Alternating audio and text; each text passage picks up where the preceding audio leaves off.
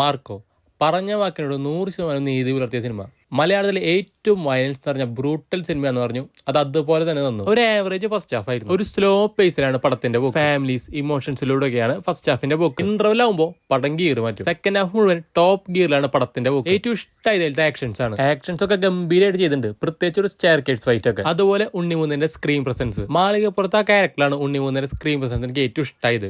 അത് കഴിഞ്ഞ് ഇതിലത്തെ ആ ഡെവിളിഷ് ക്യാരക്ടർ. അതുപോലെ ഒപ്പം കട്ടയ്ക്ക് നിൽക്കുന്ന BGM. സ്ക്രീൻ പ്ലേയിലും കഥയിലൊന്നും വലിയ പൊതുവൊന്നുമില്ല. നമ്മൾ കണ്ടുമടുത്ത സെയിം സാധനം തന്നെയാണ്. പക്ഷെ വലിയ കഥയോ സംഭവങ്ങളോ പ്രതീക്ഷിച്ചല്ലോ നമ്മൾ പോണേ. നമ്മൾ മെയിൻ ആയിട്ട് ഈ സിനിമയ്ക്ക് പോണത് അതിലത്തെ മേക്കിംഗ് കാണാനും അതിലത്തെ ആക്ഷൻസ്, പിന്നെ പറഞ്ഞ പോലെ ബ്രൂട്ടൽ വയലൻസ്. അത് സെക്കൻഡ് ഹാഫിലെ ലാസ്റ്റ് ഒരു 30 മിനിറ്റ് വാരി വിതറിയുണ്ട്. ഇതിലത്തെ വയലൻസ് ബ്രൂട്ടൽ തന്നെയാണ്. എന്നാൽ എനിക്ക് അങ്ങോട്ട് കണ്ടു നിൽക്കാൻ പറ്റില്ല എന്ന് തോന്നിയില്ല. പക്ഷെ കില്ലൊക്കെ കണ്ടിട്ട് അതാണ് വയലൻസ് തെറ്റിദ്ധരിച്ച് പോവാണെങ്കിൽ അതിന് മേലെ നിൽക്കും മാർക്കോ. അടുത്ത ഏറ്റവും വലിയ ഇമ്പോർട്ടന്റ് ഫാക്ടർ അതിലത്തെ വില്ലനാണ്. സിദ്ദിഖും അത്യാവശ്യം കുഴപ്പമുണ്ടാകുന്നില്ല, പ്രത്യേകിച്ച് ആ ലാസ്റ്റ് സീനിലൊക്കെ. പക്ഷെ ജഗദീഷിന്റെ ക്യാരക്ടർ അത്രയധികം ഇമ്പാക്ട് എനിക്ക് തോന്നിയില്ല. 1-2 സീൻസ് ഒഴികെ ആ കട്ട വില്ലൻസ് അങ്ങനെ തോന്നാത്ത പോലെ. പിന്നെ വയലൻസ് ആക്ഷൻ സിനിമ ഇഷ്ടപ്പെടുന്നവർക്ക് നല്ലൊരു ട്രീറ്റ് ആയിരിക്കും ഈ സിനിമ.